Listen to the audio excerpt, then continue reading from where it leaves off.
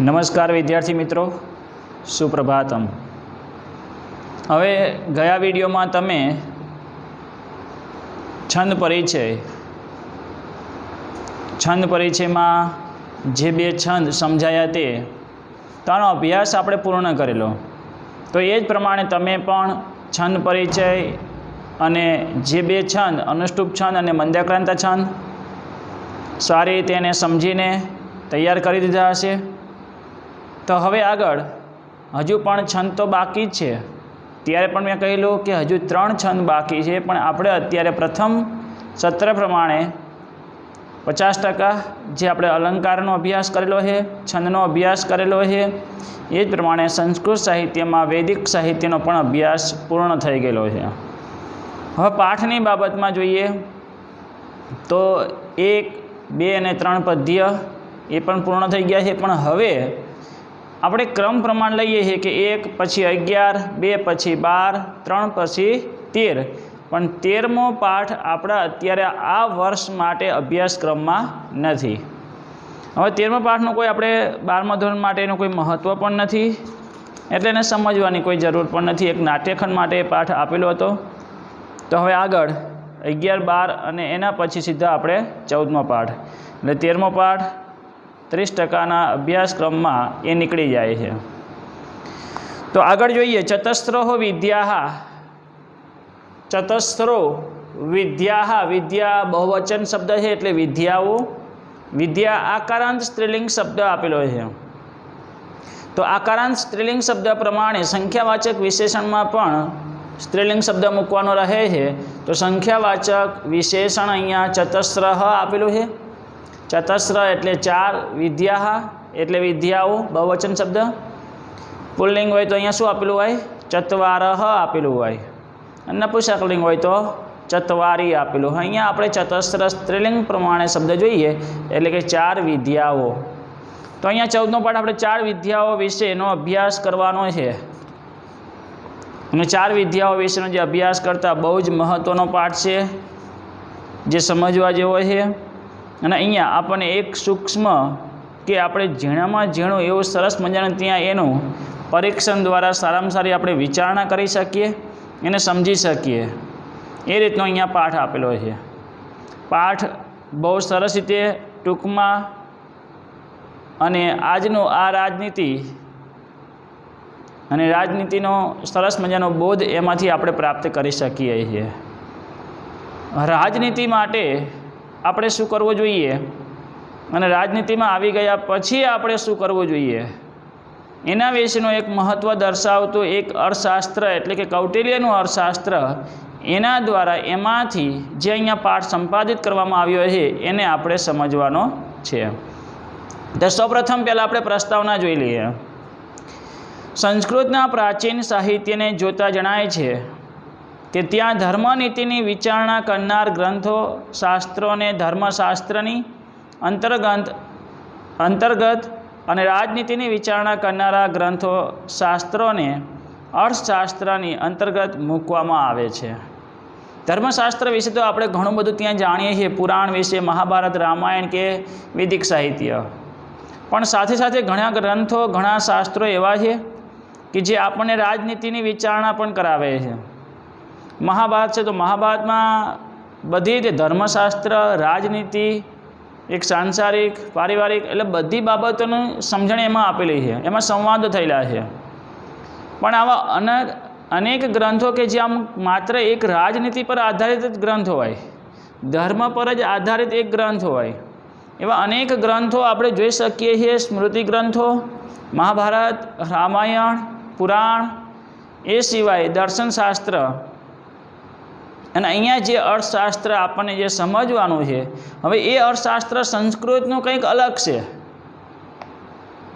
સંસ્કૃતનું અહીંયા જે અર્થશાસ્ત્ર આપણને આપેલો છે એ અર્થશાસ્ત્રનો અર્થ કંઈક અલગ થાય છે। અર્થ એટલે કે ભૂમિ, ધરતીમાંથી આપણે જે પણ પ્રાપ્તિ કરીએ છીએ, જે પણ અનેક દ્રવ્યો છે એને પ્રાપ્ત કરવા અને ધરતીનું રક્ષણ કરવું।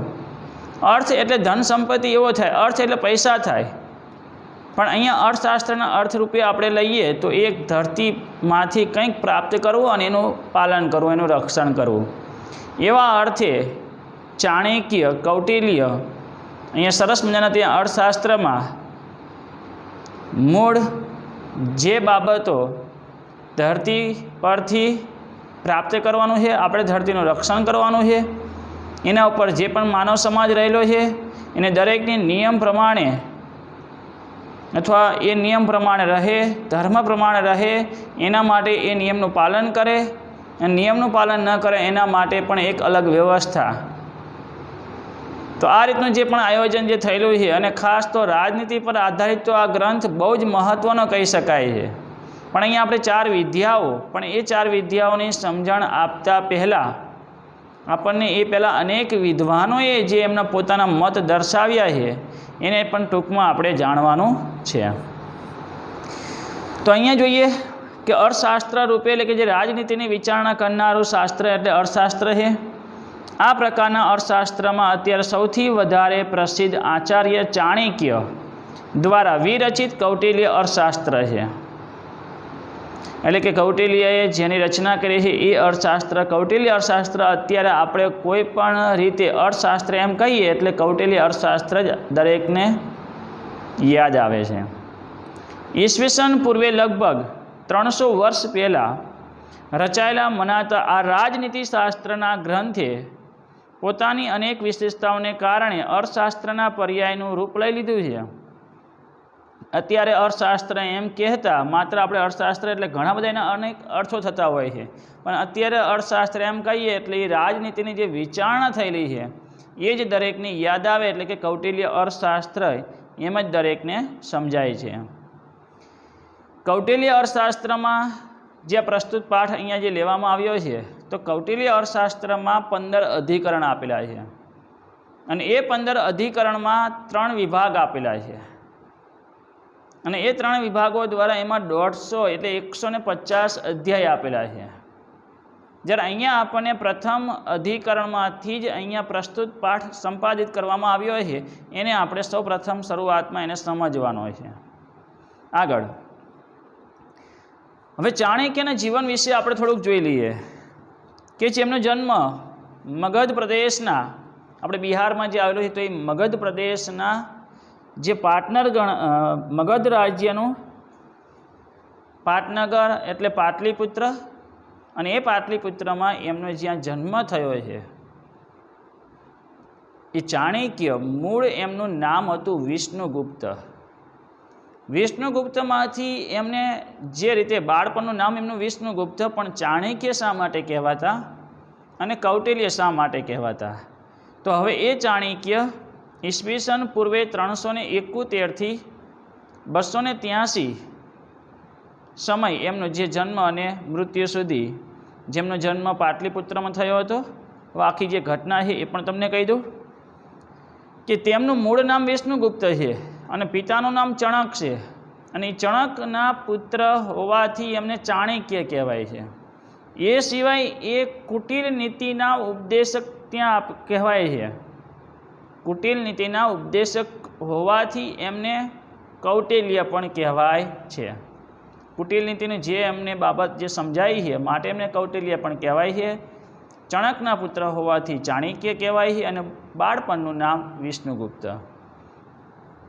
હવે એ ચાણક્ય બાળપણમાં એટલે કે જ્યારે એ મગધ પ્રદેશમાં રહેતા હતા, તો મગધ પ્રદેશમાં નંદવંશનું રાજ્ય હતું, અને એ નંદવંશના રાજ્યમાં ધનાનંદ નામનો જે રાજા હતો, અને એના મંત્રી તરીકે ચણક પોતે હતા.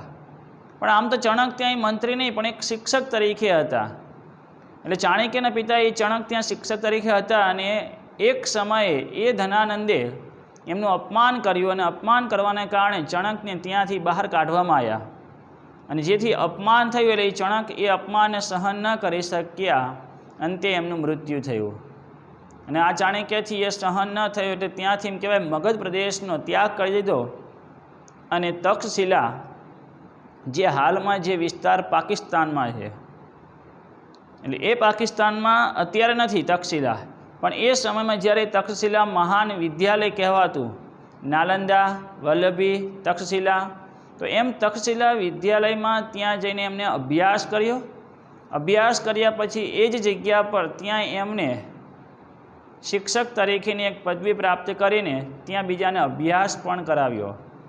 રાજનીતિ બાબતમાં એ પોતે ત્યાંના આચાર્ય પદ તરીકે પણ ત્યાં રહે છે, રાજનીતિનું ત્યાં એક જ્ઞાન પણ આપે છે. પણ એ વખતે એલેક્ઝાન્ડર એટલે કે જે સિકંદર રાજા, જેને એમ કહેવાય હિન્દુસ્તાન પર જેને મોટાભાગની રાજ્યોને પ્રાપ્ત કરી લીધા હતા, ધીમે ધીમે એમ કહેવાય કે આખા ભારત દેશને એ પૂર્ણ કરી દેશે. અને જે અહીંયા આપણે એક ખામી એ હતી કે આપણા જે રાજાઓ અંદર અંદર હતા ને એક નહોતા થઈ શકતા, અંદરો અંદર ત્યાં યુદ્ધ ચાલુ રહેતા હતા. અને બહારના રાજાઓ આવે એટલે આ એકબીજા રાજાઓને અંદર અંદર ઝઘડાઈને એમની પાસેથી પણ જે હોય એ બધું લઈને જતા રહેતા હતા, પણ ખબર નથી રહેતી એમને. એટલે વિદેશમાં આપણા દેશમાંથી ધન ઘણું બધું લઈ ગયા હશે. હવે એ સિકંદર જ્યારે એમ કહેવાય કે આખું સંપૂર્ણ ભારત પર વિજય પ્રાપ્ત કરી લેશે એવો ડર ચાણક્યને લાગે છે. અને ચાણક્ય એ સમય એમ કહેવાય કે પાટલીપુત્ર મગધ પ્રદેશમાં ધનાનંદ એક જ એવો રાજા હતો જે શક્તિશાળી હતો, કેમ કે એની પાસે સૈન્ય ખૂબ હતું, ધન સંપત્તિ ખૂબ હતી. એટલે એક મહાન રાજા હતો, એ એકમાત્ર હરાઈ શકે એવો હતો. પણ જ્યારે એમ કહી શકાય એ પોતે સંકુચિત વિચારવાળો હતો, અહંકારી હતો. ચાણક્ય પોતે બધું ભૂલીને પાછો જાય છે, ત્યાં સમજાવે છે પણ એ સમજતો નથી, અને ત્યાં એ ચાણક્યનું અપમાન કરે છે. અને એ અપમાનને ચાણક્ય સહન કરી શકતા નથી. એટલે એવું કહેવાય કે એમની શિખા જે હતી અહીંયા, એ શિખાને એમને મુક્ત કરી દીધી. જ્યાં સુધી મગધ પ્રદેશના રાજા ધનાનંદને ન હરાવું ત્યાં સુધી એ શિખા નહીં બાંધવું. આવી પ્રતિજ્ઞા લઈને ત્યાંથી નીકળી જાય છે. અને એવું કહેવાય કે રસ્તા ઉપર જતાં ત્યાં એક સામાન્ય બાળકને પ્રાપ્ત કરે છે, અને એ બાળકને ભણાવીને રાજનીતિનું જ્ઞાન આપીને એક મહાન રાજા તરીકે જ્યારે પદવી અપાવે છે એવા મૌર્ય વંશના પ્રથમ સમ્રાટ જે ચંદ્રગુપ્ત કહેવાય છે, એ ચંદ્રગુપ્તને તૈયાર કરનાર એટલે ચાણક્ય પોતે. અને ચંદ્રગુપ્ત રાજા જે બને છે ત્યારે એનો મુખ્ય પ્રધાન તરીકેનું કાર્ય ચાણક્ય પોતે સંભાળે છે. અને એ ધનાનંદ પર યુદ્ધ કરાવે છે, એને હરાવે છે. એ સિવાય આવા બહારના જે રાજાઓ છે એની પર પણ યુદ્ધ કરાવીને ભારત દેશને મુક્ત કરે છે, અખંડ બનાવે છે. ખંડિત થતા ભારત દેશને અખંડ બનાવનાર એટલે ચાણક્ય પોતે બહુ મહત્ત્વનો એમનો ફાળો છે. હવે એ ચાણક્ય રાજનીતિની જે શિક્ષણ એમને આપેલું એટલે જે રાજ્ય કેમ ચલાવવું તેની વિગતો એમને અર્થશાસ્ત્ર કૌટિલ્યમાં આપેલી છે. રાજ્ય કેમ ચલાવવું એટલે મારે તો એવો મત છે, મારે તો એવું કહેવું છે કે અત્યારે હાલની જે પરિસ્થિતિ જોઈએ તો રાજનીતિમાં પરિસ્થિતિ બહુ ખરાબ છે. કોઈ પણ માણસ હોય રાજનીતિના પદ પર જ્યારે આવે છે એટલે એકવાર તો એને કૌટિલ્ય અર્થશાસ્ત્ર એને વાંચવું જોઈએ. કેમ કે રાજનીતિમાં જ્યારે આવે છે એ પછી રાજ્ય કઈ રીતે ચલાવવું, રાજ્યનો કાર્યભાર કઈ રીતે સંભાળવો, પ્રજાઓને દુઃખ ન જ પડે અને સુખ માટે કઈ રીતની વ્યવસ્થા કરવી, આ બાબતની વિચારણા તો જ એ સારી રીતે કરી શકે. અને કૌટિલ્ય અર્થશાસ્ત્રનો અભ્યાસ અત્યારે જોવા જઈએ તો બહુ જ ઓછો જ એનો અભ્યાસ થાય છે. માત્ર એક એવું કહેવાય કે મુંબઈમાં આવેલી યુનિવર્સિટીમાં ત્યાં કૌટિલ્ય અર્થશાસ્ત્રનો અભ્યાસ કરાવવામાં આવે છે. પણ રાજનીતિની બાબતમાં જ્યારે રાજ્ય કેમ ચલાવવું એ જ રાજનીતિમાં જ્યારે એ સભ્યપદ જ્યારે એ પ્રાપ્ત કરે છે, રાજનીતિમાં પ્રવેશ કરે છે, પણ હકીકતમાં રાજ્ય કેમ ચલાવવું, પ્રજાઓનું કઈ રીતે ધ્યાન રાખવું, એ બધું ભૂલાઈ જાય છે. માત્ર એક ધન એ અર્થની વાત નથી. આપણે તો આપણી ધરતીને કઈ રીતે સંભાળવાની, ધરતી પર રહેનારા દરેક પ્રાણીઓનું કઈ રીતે રક્ષણ કરવાનું છે, એ રાજનીતિનું સાચું શિક્ષણ કહેવાય છે. પણ અત્યારના જોવા જઈએ તો રાજનીતિ રાજકારણીઓ કોઈ જ એ સમજતા નથી. રાજ્ય કેમ ચલાવવું એ ખબર નથી પડતી અને આવી જાય છે. ભણેલો હોય, શિક્ષિત હોય તો એ આ બધા વિચાર કરી શકે. અને કૌટિલ્ય અર્થશાસ્ત્ર જેવા ગ્રંથો છે કે જેમાં સંપૂર્ણ રાજ્ય કઈ રીતે ચલાવવું જોઈએ, રાજ્યને કઈ રીતે વ્યવસ્થા કરવી જોઈએ અને અંદરો અંદર કઈ રીતે વિચારણા કરવી જોઈએ, બધી જ માહિતી એમાં આપેલી છે. એકવાર તો એને અભ્યાસ કરવો જોઈએ તો જ એ સારામાં સારો રાજનેતા બની શકે છે અને એ જ સારામાં સારો રાજા બની શકે છે. તો જ એ સારામાં સારું અર્થશાસ્ત્રને પણ એ સંભાળી શકે છે. તો અહીંયા આપણે જે સમજી ગયા ચાણક્યના જીવન વિશે એ ચાણક્યએ અહીંયા 4 વિદ્યાઓ વિશેનો આપણે અભ્યાસ જે કરવાનો છે એટલે સંપૂર્ણ પહેલાં આપણે એને પણ સમજી લઈએ અને પહેલાંના જે વિદ્વાનોએ જે વિદ્યાઓને સ્વીકારેલી છે એનો પણ આપણે અભ્યાસ કરવાનો છે. હવે આગળ તમે તમારા અભ્યાસમાં પણ આવશે પાછળ જે આપણે શાસ્ત્રીય કૃતિ આપેલી છે એ શાસ્ત્રીય કૃતિઓમાં એક આપણે આર્યભટ્ટિયમ નામનું જે પુસ્તક છે એની માહિતી અને અર્થશાસ્ત્રની બાબતમાં જે અર્થશાસ્ત્ર સાચું જે આપણને સમજાયું છે, જે કૃષિ કાર્ય, પશુપાલન, વેપાર વાણિજ્ય, 3 વેદો, પ્રત્યક્ષ જે પરીક્ષણ દ્વારા જે આપણે વિદ્યા પ્રાપ્ત કરવી, તો આની જે સમજ આપેલી અર્થશાસ્ત્રમાં મેં તમને કહ્યું એ પ્રમાણે કે કૌટિલ્ય અર્થશાસ્ત્રમાં 15 અધિકરણ આપેલા છે, જે 15 અધિકરણ 3 ભાગમાં વહેંચાયેલા છે. તો આપણે જોઈએ તો પ્રથમ ભાગમાં 2 અધિકરણો છે. તો 2 અધિકરણોમાં શેની ચર્ચા છે? તો આ વિભાગમાં મુખ્ય રાજ્યના જે કર્તા હોય, રાજ્યના જે કર્તા હર્તા એટલે જે અધિકારીઓ હોય, જેને જે કાર્ય સોંપેલું હોય એ બધા જ કર્તાઓની વિચારણા આપેલી છે. પછી બીજા ભાગમાં 3જા અધિકરણથી 7મા અધિકરણ સુધી 5 અધિકરણ જે આપેલા છે એમાં આ બધામાં રાજ્યના સંચાલન માટે ઉપયોગી એટલે રાજ્યનું સંચાલન કઈ રીતે કરી શકાય. આપણે જોઈએ આપણે આખા ગુજરાત રાજ્યનું સંચાલન માત્ર ત્યાં ગાંધીનગરથી થાય છે. તો એ આખા રાજ્યનું સંચાલન કઈ રીતે કરી શકાય એની ઉપયોગી બાબતોની વિચારણા એ બીજા ભાગમાં આપેલી છે. પછી 3જા ભાગમાં બાકીના 8 અધિકરણો આપેલા છે. તો એ 8 અધિકરણોમાં રાજ્ય કક્ષા તથા શત્રુ વિજય માટેની યુક્તિ પ્રયુક્તિઓનો વિચાર કરવામાં આવ્યો છે. અને એ જ કૌટિલ્ય અર્થશાસ્ત્ર પૂર્વે ઘણા બધાએ આવા અર્થશાસ્ત્ર વિશેની માહિતી આપેલી છે, પણ આજના સમાજ અત્યારના આ સમય માટે કોઈ પણ આપણે કહીએ અર્થશાસ્ત્ર એટલે કૌટિલ્ય અર્થશાસ્ત્ર દરેકને સમજાય છે. પૂર્વે મનુ ભગવાને, બૃહસ્પતિ શુક્રાચાર્ય, વિશાલાક્ષ, પરાશર ઋષિ, નારદ મુનિ, ભીષ્મ, ઉદ્ધવ અને ઇન્દ્ર વગેરે આચાર્યોએ અર્થશાસ્ત્ર વિષયક અનેક ગ્રંથો રચ્યા હતા. અત્યારે માત્ર આપણને કૌટિલ્ય અર્થશાસ્ત્ર એક જ મળે છે, પણ પૂર્વે જે થયેલા વિદ્વાનોએ જે વિચારણા કરેલી હતી એને ટૂંકમાં એમને એમના પોતાના અર્થશાસ્ત્રમાં શરૂઆતમાં એની સમજ આપેલી છે. તો હવે આજે આપણે 4 વિદ્યાઓ વિશેનો જે અભ્યાસ કરવાનો હોય, પ્રસ્તાવના, કૌટિલ્ય અર્થશાસ્ત્ર અને પોતે જે રચના કરનાર ચાણક્ય અથવા કૌટિલ્ય અથવા બાળપણનું નામ વિષ્ણુગુપ્ત, જેને એક મહાન મૌર્ય વંશનો રાજા સમ્રાટ, પ્રથમ સમ્રાટ ચંદ્રગુપ્તને જે તૈયાર કર્યો છે, રાજા બનાવ્યો હતો એ ચાણક્ય. અને એ ચાણક્ય જે રાજનીતિ વિશેની જે પણ વિચારણા કરેલી છે, જે પણ આપણને સમજૂતી અથવા એનું મહત્ત્વ દર્શાવ્યું છે એને એકવાર વાંચવું જોઈએ. માત્ર આપણે ભલે આપણે આખા રાજ્યની સંભાળ કે આખા દેશની સંભાળ નથી રાખવાની, પણ માત્ર એક પરિવાર માટે જ્યારે જવાબદારી નિભાવનાર વ્યક્તિ હોય તો એને એક નાના પરિવારની વ્યવસ્થા કઈ રીતે કરવી એ પણ એને એટલું તો સમજાય છે. તો આ 4 વિદ્યાઓનું મહત્ત્વ આપણે સમજવાનું છે અને આપણે જ્યારે જવાબદારી સંભાળીએ છીએ એ વખતે પણ માત્ર એક આપણો પરિવાર આપણા માટે એક જળવાઈ રહે, પરિવાર વેરવિખેર ના થઈ જાય એનું ધ્યાન રાખીએ. અને હર હંમેશા શત્રુ જે બહારનો પરિવાર પર કે આપણા દેશ પર કઈ રીતે હુમલો કરવા માટે શું વિચારે છે એની પહેલેથી આપણને ખબર હોવી જોઈએ. આ ચાણક્ય ચંદ્રગુપ્તને જે તૈયાર કર્યું ને ત્યારે સામેવાળો શત્રુ શું વિચારતો હશે ને એનો પણ વિચાર કરવો જોઈએ. એનું સૈન્ય કેટલું છે, એની વ્યવસ્થા કઈ રીતની છે એના ઉપર ખાસ ધ્યાન રાખવું જોઈએ. માત્ર એવું નહીં કે મારી પાસે વિશાળ સંખ્યામાં સૈન્ય છે, ધન સંપત્તિ ખૂબ છે, સામેવાળા રાજાને જે કરવું તે નહીં. આયોજન હોવું જોઈએ, વ્યવસ્થા હોવી જોઈએ. સામે ઓછી સંખ્યામાં સૈન્ય હોય ને તો એ જીત પ્રાપ્ત કરી શકે. એટલે સામેવાળો શત્રુ શું વિચારે છે અને કઈ રીતનું એ આયોજન છે એના ઉપર પણ વિચારણા થતી હોવી જોઈએ. ત્યારે એ શત્રુ પર આપણે વિજય પ્રાપ્ત કરી શકીએ છીએ. તો આગળ આપણે જોઈએ આજે આ જે 4 વિદ્યાઓ વિશે, પણ પહેલાં થોડાક મારે એક શબ્દો લખવા છે, કેમ કે થોડાક નાના શબ્દોમાં જેનો અર્થ સમજાયો છે એ પહેલાં આપણે સમજવો જરૂરી છે, તો જ પાઠ સમજાશે.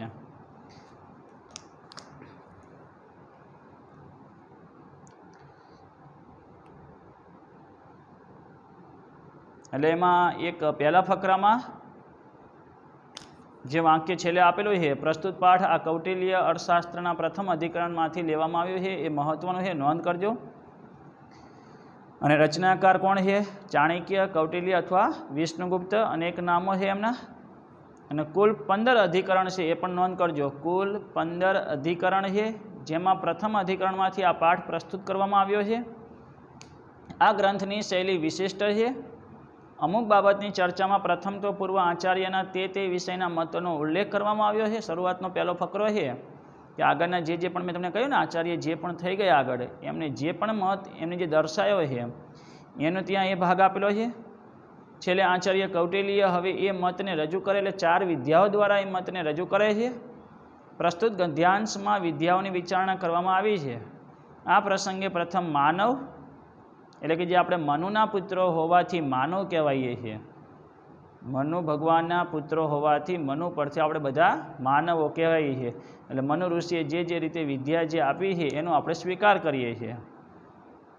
બૃહસ્પત્ય એટલે બૃહસ્પતિના જે શિષ્ય છે એ બૃહસ્પત્ય છે.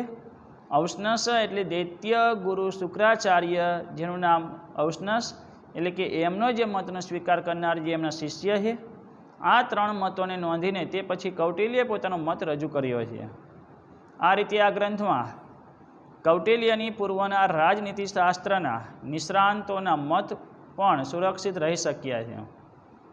રાજા પોતાની નૈસર્ગિક પ્રતિભાથી રાજકાર્યમાં સફળ થતો હોય છે, પણ જો તેને વધારે પ્રમાણમાં અને કાયમી ધોરણે સફળ થવું હોય તો તેણે વિદ્યાનો આશ્રય લેવો જોઈએ. આ વિદ્યાઓ કઈ છે અને તેમનો ક્યારે, કેવી રીતે અને શા માટે ઉપયોગ કરવાનો છે તેની સૂક્ષ્મ વિચારણા સૂત્રાત્મક રીતે અહીં થવા પામી છે. માત્ર રાજા બની ગયા એટલે પૂરું ન થઈ ગયું, પણ હજુ એક રાજા તરીકે આગળને આગળ એ કઈ રીતે સફળ થઈ શકે છે એના માટે આ 4 વિદ્યાઓ એને અપનાવી જોઈએ. અને આ 4 વિદ્યાઓ કઈ છે, ક્યારે એનો ઉપયોગ કરી શકાય છે, કેવી રીતે, શા માટે, એને આ એક સૂક્ષ્મ જે નાનકડી હોય જે વિચાર અહીંયા આપણને આપેલો છે એના પર એને વિચારણા કરવી જોઈએ.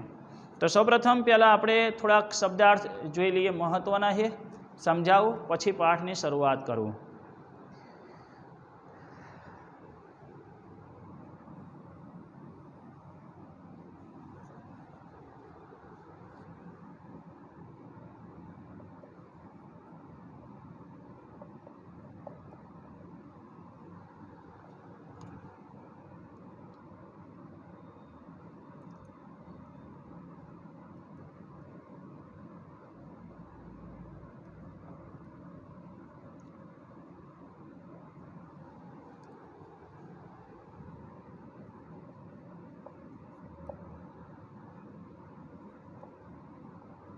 અહીંયા વાર્તા એટલે આપણે બાળપણમાં વાર્તાઓ સાંભળી એ વાર્તા નથી. હિતોપદેશ ને પંચતંત્રમાં આપેલી જે કાગડાની શિયાળની વાર્તાઓ એ વાર્તા નથી. પણ અહીંયા વાર્તાનો અર્થ થાય છે કે સાચું એક માનવ જીવન માટે જે ઉપયોગી છે, કૃષિ, પશુપાલન,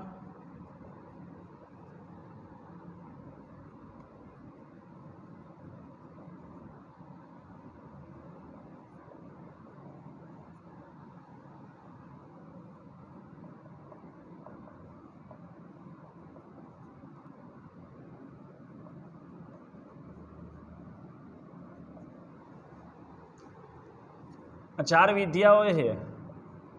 4 વિદ્યાઓ. પહેલી વિદ્યા છે ત્રય, બીજી વિદ્યા છે વાર્તા, ત્રીજી વિદ્યા દંડ નીતિ.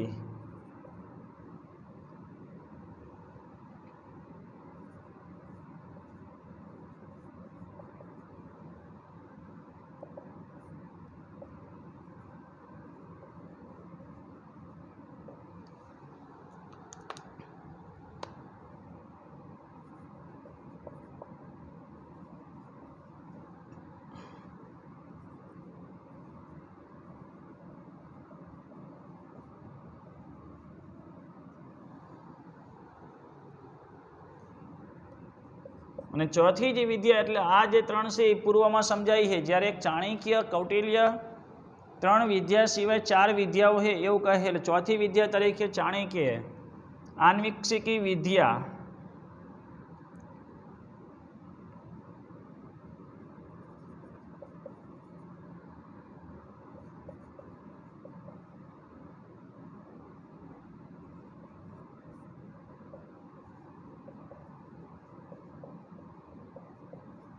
આન્વીક્ષિકી વિદ્યા ચોથી વિદ્યા છે, જેનો અર્થ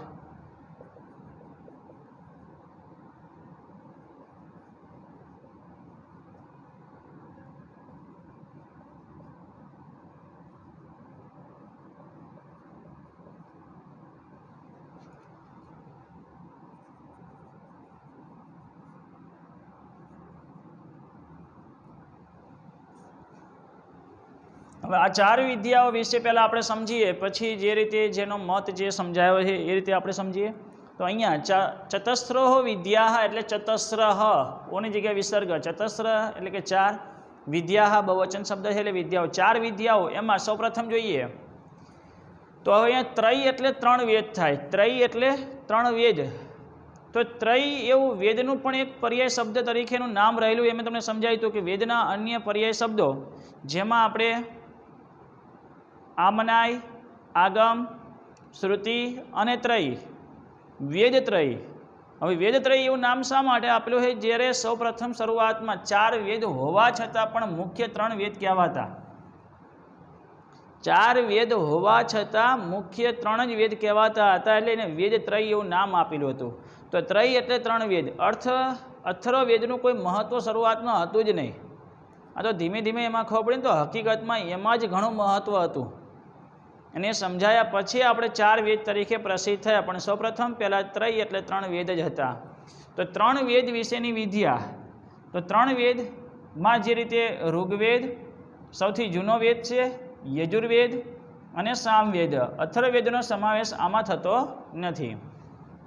તો આ ત્રણ વેદની વિદ્યા એટલે ધર્મ અને અધર્મ માટે છે. ધર્મ કોને કહેવાય, અધર્મ કોને કહેવાય, કર્તવ્ય શું, કરવા જેવું શું, અને અકર્તવ્ય જે ન કરવા જેવું હોય તે. તો આ બાબતની જે આપણને સમજણ આપે છે એ વિદ્યા એટલે ત્રય, એટલે કે ત્રણ વેદ. પછી વાર્તા. તો મેં તમને કહ્યું પ્રમાણે વાર્તા એટલે કોઈ બાળપણમાં સાંભળેલી બધી જે વાર્તા હોય એ વાર્તા નથી. અહીંયા વાર્તા એટલે આપણે પૃથ્વીમાંથી, ધરતી માતાનું જે આપણે રક્ષણ કરવાનું છે અને એમાંથી અનેક વસ્તુઓને આપણે જે પ્રાપ્તિ કરીએ છીએ અને એની જે વિદ્યા છે એ વાર્તા વિદ્યા છે. તો વાર્તાનો અર્થ એવો થાય કૃષિ, પશુપાલન તથા વેપાર વાણિજ્ય વગેરેનું જ્ઞાન આપતી વિદ્યા. કે આપણે કૃષિ વિશે, પશુપાલન, પહેલાં આપણે કૃષિ પશુપાલન બહુ જ મહત્ત્વના હતા, મુખ્ય. કેમ કે એની જ મદદથી આપણે ધન સંપત્તિ પ્રાપ્ત કરી શકતા હતા. અને એવું પણ કહેવાય, જે કૃષિ પશુપાલન વેપાર વાણિજ્ય જ્યારે હતું ને, ત્યારે આપણે જે અત્યારે 100 રૂપિયાની નોટ, કાગળના જે રૂપિયા ધન આપણે જોઈએ છે, પહેલાં પછી સિક્કાઓ હતા. એની પહેલાં શું હતું? અર્થ માટે, એટલે કે લેવડ દેવડ માટે જે પણ વ્યવહાર થતો હોય તે નથી થતો. તો એ કૃષિ પશુપાલન વેપાર વાણિજ્ય એટલે માત્ર એક પશુપાલન, પશુઓનું પાલન કરવામાં આવતું. એ પશુ આપીને અનાજની પ્રાપ્તિ કરતા, અનાજ આપીને પશુઓને પ્રાપ્ત કરતા. એક રીતે અદલા બદલી એવો એક વ્યવહાર હતો પહેલાં. અને પછી એ રીતે વ્યવહાર જળવાઈ રહે એના માટે એક આ રૂપિયા, જે ચાંદી સોનાના જે સિક્કાઓ પ્રસ્તુત થયા, એના પછી આ કાગળના રૂપિયા જે પ્રસ્તુત થયા. હવે આપણે આગળ જોઈએ તો અહીંયા વાર્તા એટલે કૃષિ પશુપાલન તથા વેપાર વાણિજ્યની એક વિદ્યા પ્રાપ્ત કરવી. કૃષિ કાર્યની બાબતમાં ખેતી કાર્ય કઈ રીતે કરી શકાય, પશુઓનું પાલન કઈ રીતે કરી શકાય, અને સાથે વેપાર વાણિજ્યની બાબતમાં વેપાર વાણિજ્ય એટલે કે કૃષિ પર આધારિત, પશુઓ પર આધારિત જે રીતે આપણે વેપાર કરીએ છીએ, વેપારનો જે એક માર્ગ જે રહેલો છે, તો એનું પણ જ્ઞાન હોવું જોઈએ. આનું જ્યારે આપણી પાસે જ્ઞાન ન હોય, એમનામ આપણે ખેતીનું કાર્ય ન કરી શકીએ, પશુઓનું પાલન એમનામ તો થાય નહીં. પહેલાં ધર્મ અને અધર્મને સમજવો હોય તો ત્રણ વેદની વિદ્યા આપણી પાસે હોવી જોઈએ. કૃષિ કાર્ય, પશુપાલન એટલે જ્યારે પણ કંઈક અર્થ, ધન આપણે કમાવવું છે, પ્રાપ્ત કરવું છે, અને એનાથી ઘરમાં દરેકને અનાજથી આપણે પેટ ભરીએ છીએ, અનાજ દરેકને આપણે બીજાને આપીએ છીએ, તો એના માટે પહેલાં એ વિદ્યા પ્રાપ્ત કરવી પડે કે અનાજની પ્રાપ્તિ કઈ રીતે કરી શકશું. પશુઓના પાલન દ્વારા આપણે જે ઘી, દૂધ, દહીં જે પણ પ્રાપ્ત કરીએ છીએ, તો આના માટે જ્ઞાન હોવું જરૂરી છે. તો એક બીજી વિદ્યા વાર્તા. ત્રીજી વિદ્યા દંડનીતિ, મહત્ત્વની કહેવાય છે એમ, અને રાજનીતિ માટે બહુ જ મહત્ત્વની છે, જે ન્યાય અન્યાય બાબતમાં ત્યાં સમજણ આપેલી છે. તો દંડનીતિ એટલે અપરાધીને સજા આપવાની નીતિ છે. હકીકતમાં અત્યારે આ સમયમાં જ્યારે આ દંડ નીતિનો અમલ થાય છે, પણ જોવા જઈએ તો જ્યાં રાજનીતિની બાબતમાં જે રાજકારણીઓ જે રહેલા છે એમના માટે કંઈ લાગુ પડતું જ નથી, તો એ ખોટું ગણાય છે. રાજનીતિની બાબતમાં તો એના પોતાનો પક્ષમાં રહેલો જે પણ વ્યક્તિ હોય, રાજા હોય ને રાજાનો ભાઈ પોતાનો કે પોતાની પત્ની કંઈ પણ ભૂલ કરે છે તો એને સજા થવી જોઈએ. અપરાધી બધા સમાન કહેવાય છે. એટલે મેં તમને પહેલાં કહ્યું કે રાજનીતિમાં આવનાર દરેક વ્યક્તિ પહેલાં કૌટિલ્ય અર્થશાસ્ત્રનો અભ્યાસ કરવો જોઈએ, તો જ કંઈક દેશ માટે હિત કરી શકે, કંઈક કલ્યાણ કરી શકે અને પ્રજા સુખી રહી શકે. તો સૌપ્રથમ અહીંયા જે મેં વાત કરી એ પ્રમાણે કે ત્રણ વેદનું રક્ષણ કરવા માટે, વાર્તા જે છે એ રીતે કે જેનું જ્ઞાન પ્રાપ્ત કર્યા પછી એનું રક્ષણ કરવા માટે, ન્યાય અને અન્યાય માટે દંડ નીતિ મહત્વની છે. અપરાધીને સજા આપવાની એક નીતિ એટલે દંડ નીતિ કહેવાય છે. આન્વીક્ષિકી વિદ્યા આમ જોવા જઈએ ને તો ત્રણ વેદનો એક ભાગ કહેવાય છે, પણ કૌટિલ્ય થોડુંક અલગથી એને સમજાયું છે. આન્વીક્ષિકી એટલે યોગ્ય પરીક્ષણ દ્વારા સત્ય દર્શન કરાવતી એક વિદ્યા છે. આન્વીક્ષિકી એટલે કે આપણે જે આત્મા, પ્રકૃતિ વિશે, જીવ જગતને, ઈશ્વર આપણે ઉપનિષદમાં સમજી ગયા, એટલે મૂળ આમ એક વેદનો જ ભાગ છે. પછી વેદોમાંથી 6 દર્શન વિશેની માહિતી આપેલી છે. 6 દર્શનમાં સાંખ્ય, યોગ, વૈશેષિક, પૂર્વ, ઉત્તર મીમાંસા, આ 6 દર્શન છે. એ 6 દર્શનમાં જીવ જગત અને ઈશ્વરના સ્વરૂપને આપણે એને જાણી શકીએ, એની વિચારણા કરી શકીએ, અને એ ધર્મ માટે આપણે યોગ્ય પરીક્ષણ દ્વારા એટલે આપણે પોતે એનું પરીક્ષણ કરી શકીએ, અને એનાથી જે આપણે જે તર્ક કરીએ છીએ, જે હેતુ એનું કારણ જાણીએ છીએ, એટલે સત્ય દર્શન જ્યારે કરાવતી વિદ્યા એને આન્વીક્ષિકી કહેવાય છે. આ 4 વિદ્યાઓને આપણે સારી રીતે પહેલાં સમજવાનું છે. તો હવે પાઠના અનુવાદ માટે જ્યારે શરૂઆતમાં સમજાવું ત્યારે આ 4 વિદ્યાઓનો અર્થ ખાસ આપણે પહેલાં એક તૈયાર કરવો પડશે. ત્રય એટલે 3 વેદ જે ધર્મ અને અધર્મ માટે છે. વાર્તા એટલે કૃષિ, પશુપાલન તથા વેપાર, વાણિજ્ય વગેરેનું જ્ઞાન આપતી વિદ્યા કે જે આપણને અર્થ અને અનર્થ એટલે જ્યારે જે રીતે આપણે મહેનતથી જે પણ કાર્ય કરીએ છીએ તો એમાંથી જે આપણને સારું ફળ પ્રાપ્ત થાય, જો આ જ્ઞાન આપણી પાસે હોય તો આપણે સારું ફળ ત્યાં એ પ્રાપ્ત કરી શકીએ છીએ, નહીંતર પછી ફળ સારું પ્રાપ્ત થતું નથી. દંડ નીતિ એ રાજા માટે તો બહુ જ મહત્ત્વની છે, કેમ કે પોતાનું ધન સંપત્તિ, પ્રજાઓનું રક્ષણ કરવું, પોતાના પક્ષના હોય કે બીજા પ્રજાઓ એટલે કે આખા રાજ્યમાં બધા જ લોકોને બરાબર વ્યવસ્થિત, કોઈ પ્રકારનો કોઈને ડર ના રહે, પોતાની પાસે જે પણ ધન રહેલું છે એનું એ પોતેનું રક્ષણ થઈ શકે, ચોર ચોરી ના કરી શકે, અને કરે છે તો એને સજા મળે છે એટલે બીજો વિચાર કરશે, અથવા કોઈ પણ બાબતમાં ત્યાં રાજ્યના વિરોધમાં કાર્ય કરે છે તો એને સજા થશે, અને સજા થશે તો બીજો એ વિચારશે કે આ ખોટું થાય છે, સજા થવી જરૂરી છે. પહેલાં તો એ કહેવાનું છે. માત્ર ત્યાં એ ધન લઈ લઈ એને છૂટા કરી દેવી એ તો ખોટું છે. સજા નહીં થાય.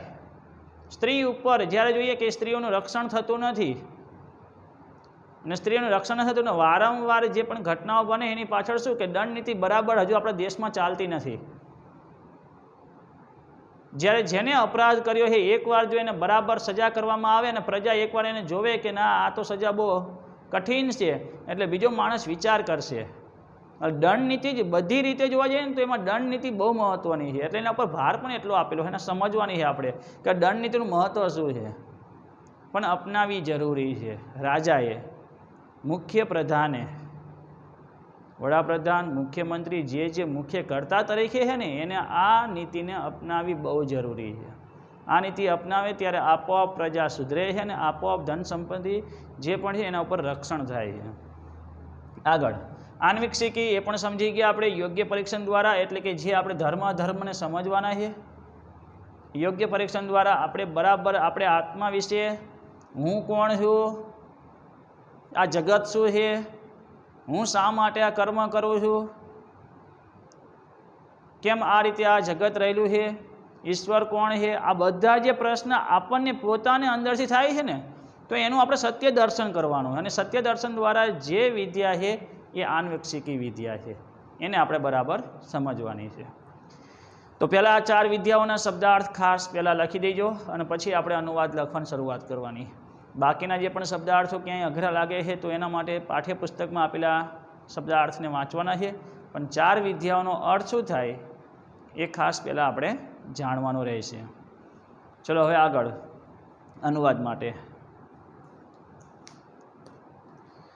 તો ચાણક્ય વિરચિત કૌટિલ્ય અર્થશાસ્ત્ર એટલે કે વિષ્ણુગુપ્ત પોતે બાળપણનું જે એમનું નામ છે એ કૌટિલ્ય એ ચાણક્ય એમની એક ચાણક્ય નીતિ આવે, એમનો ગ્રંથ છે ચાણક્ય નીતિ. એક સાચી નીતિ કોને કહેવાય ને, અને નીતિ વિશેનું જે જ્ઞાન જે આપેલું છે ને એ બહુ મહત્ત્વનો ગ્રંથ છે. પણ અર્થશાસ્ત્ર હું તો એમ માનું કે અત્યારના આ સમય માટે આ કૌટિલ્ય અર્થશાસ્ત્ર બહુ જ મહત્ત્વનું છે અને દરેક જગ્યાએ એનો અભ્યાસ થતો હોવો જોઈએ. અને ખાસ તો રાજકારણીમાં જ્યારે જે સૌપ્રથમ આવે તો પહેલાં એની કૌટિલ્ય અર્થશાસ્ત્ર પ્રમાણેની પરીક્ષા થવી જોઈએ. એટલે બરાબર એનો અભ્યાસ કરે અને પછી જ એને એ સભ્યપદ પ્રાપ્ત થતું હોવું જોઈએ, જેથી કરીને આ બધી વિચારણા કરી શકે કે રાજ્ય કઈ રીતે મારે ચલાવવાનું છે, કઈ રીતે મારે સંભાળવાનું છે. તો હવે આગળ વાત કરીએ અનુવાદ માટે, ધ્યાન આપો. ત્રયી વાર્તા દંડ નીતિશ્ચ ઇતિ માનવાહ વાર્તા દંડ નીતિશ્ચ ઇતિ બૃહસ્પત્યાહ દંડ નીતિ એકા વિદ્યા ઇતિ ઔષ્ણસાહ ચતસ્રઃ એવ વિદ્યા ઇતિ કૌટિલ્યઃ.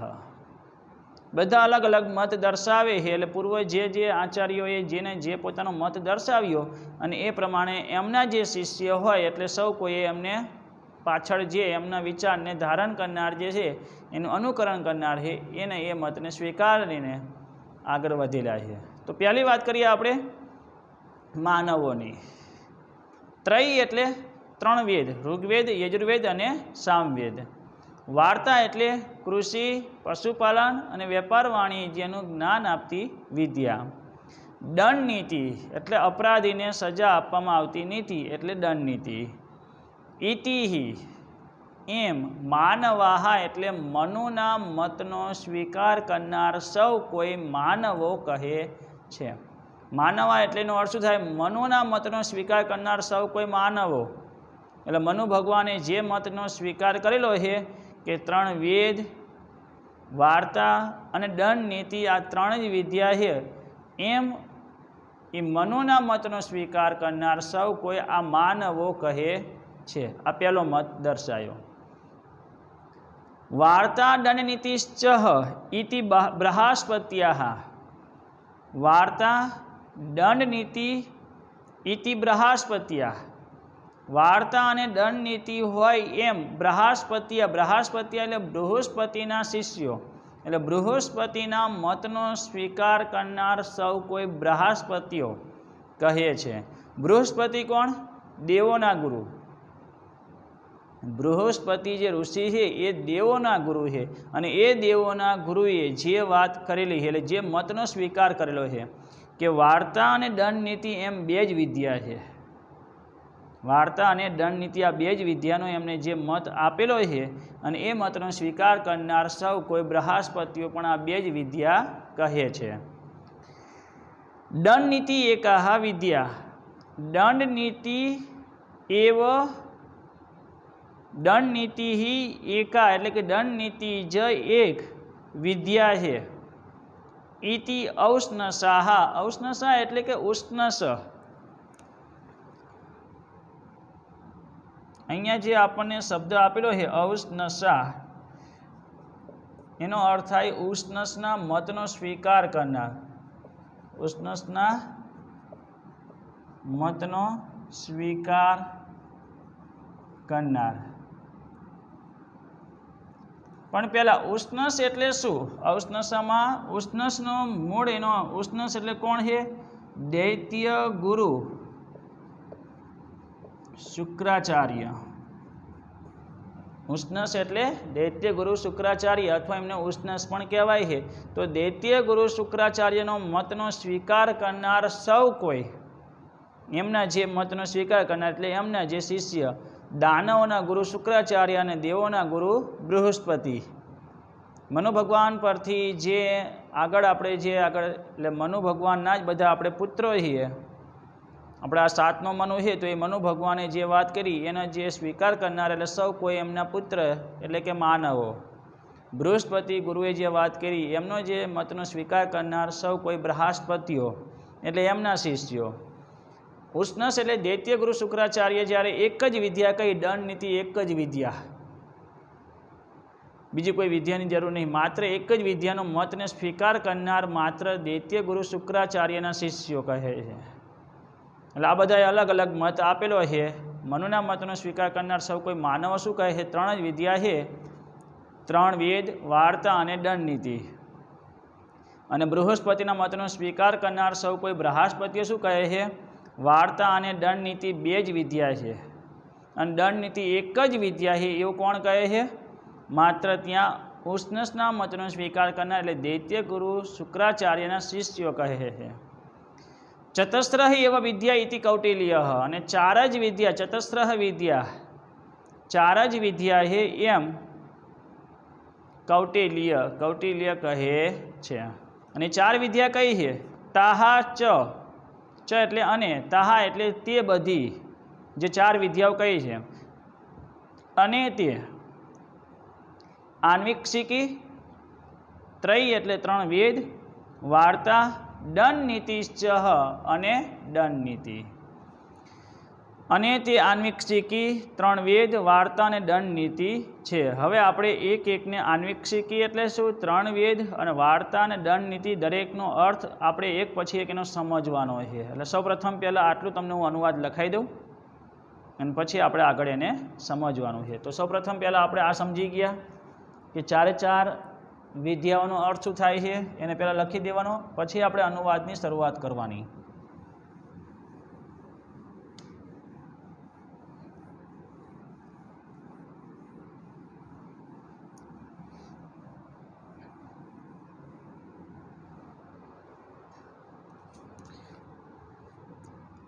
તો સૌપ્રથમ શરૂઆતનો પહેલો ફકરો, 3 વેદ,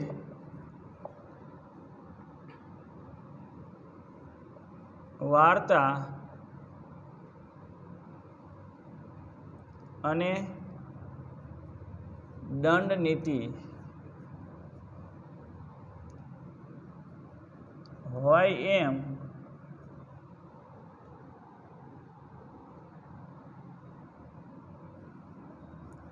મનુના મતનો સ્વીકાર કરનાર સૌ કોઈ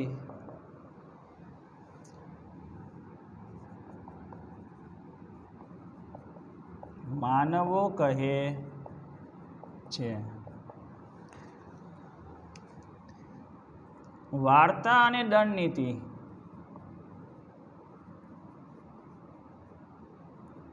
હોય એમ બૃહસ્પતિના મતનો સ્વીકાર કરનાર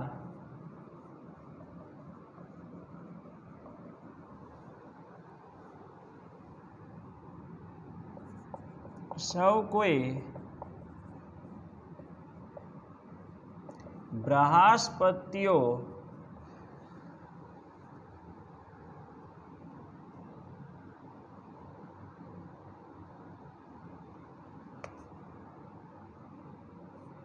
કહે છે. દંડ નીતિ જ એક વિદ્યા છે એમ ઉષ્ણસના મતનો સ્વીકાર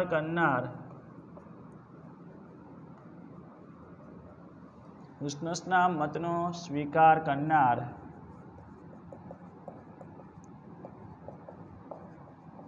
સૌ કોઈ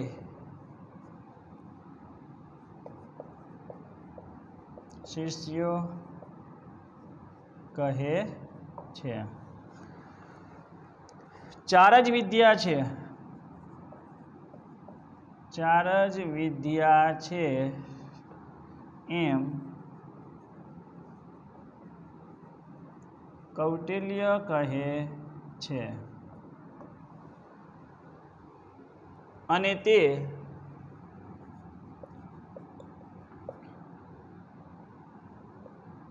આન્વિક્ષિકી,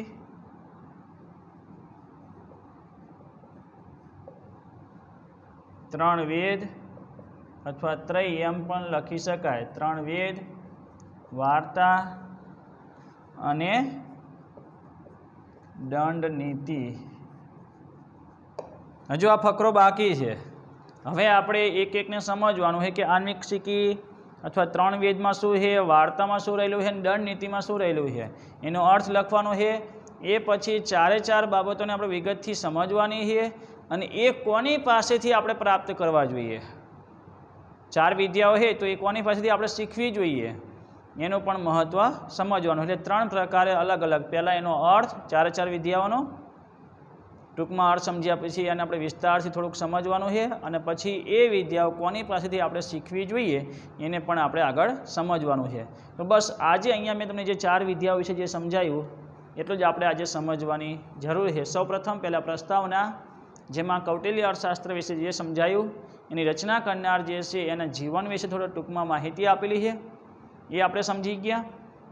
અને આગળ જે રાજનીતિના આચાર્ય હતા એ જ રાજનીતિ આચાર્ય ચાણક્યએ જેને એક મહાન એક રાજા બનાવ્યો હોય તો એના કૌટિલ્ય અર્થશાસ્ત્રમાં શું ખામી હોય.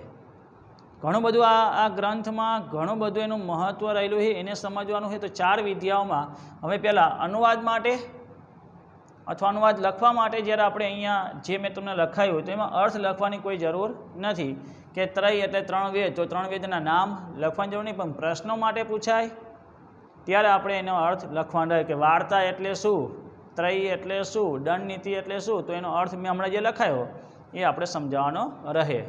તો ત્રણ વેદ એટલે આપણે જે ત્રણ વેદના નામ, વાર્તા એટલે કૃષિ કાર્ય, પશુપાલન, વેપાર વાણિજ્ય, દંડ નીતિ એટલે અપરાધીને સજા અથવા દંડ કરવા માટેની જે એક નીતિ છે તે.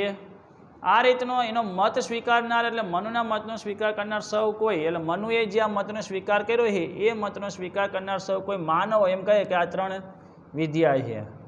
ભાઈ બૃહસ્પતિએ જે મત આપ્યો છે બે વિદ્યા માટેનો, તો એનો મતનો સ્વીકાર કરનાર સૌ કોઈ બૃહસ્પતિઓ એટલે એમના શિષ્યો કહે છે કે બે જ વિદ્યા છે. દંડ નીતિ એક જ વિદ્યા છે એવું ઉષ્ણસે જ્યારે કહ્યું હોય તો એ મતનો સ્વીકાર કરનાર સૌ કોઈ એમના શિષ્યો આ એમ કહે કે દંડ નીતિ એક જ વિદ્યા છે. પણ ચાર વિદ્યા છે એવું તો કૌટિલ્ય અર્થશાસ્ત્રમાં કહ્યું છે અને કૌટિલ્ય માને છે કે આ ત્રણ વિદ્યા સિવાયની એક આન્વિક્ષિકી વિદ્યા પણ છે. એટલે કુલ ચાર વિદ્યાઓને આપણે હવે આગળ સમજવાની છે. આ ફકરાનો અનુવાદ હજુ અહીંયા પૂર્ણ થયો નથી, અહીંયા હજુ અધૂરું છે. હવે આ ચારેનો અર્થ લખવાનો છે એટલે આપણે ત્યાં અત્યારે અહીંયા સુધી જે સમજાયું એ મેં લખાયું છે. અહીંયા હું આ પાઠને અત્યારે પૂર્ણ કરું છું. આગળ સમજાઈને અનુવાદ અહીંથી જ હું ત્યાં એ જે લખું ત્યારે પણ હું તમને કહીશ કે હજુ ફકરો નવો નથી, એ જ ફકરામાં આપણે અનુવાદ લખવાનું રહેશે. સારું, તો આજે મેં તમને જે ચાર વિદ્યાઓ વિશેની જે સમજણ આપી એને બરાબર સમજવાની છે. અનુવાદ માટે તો સહેલું જ છે, એને એ જ શબ્દો લખવાના છે પણ અર્થને સમજવાનો છે. તો ખાસ ચારે ચાર વિદ્યાઓનો અર્થ આજે આપણે થોડોક તૈયાર કરી દેવો જેથી કરીને ચાર વિદ્યાઓ વિશે જે હવે મહત્ત્વનો અર્થ આપણે સમજવાનો એ સમજાય.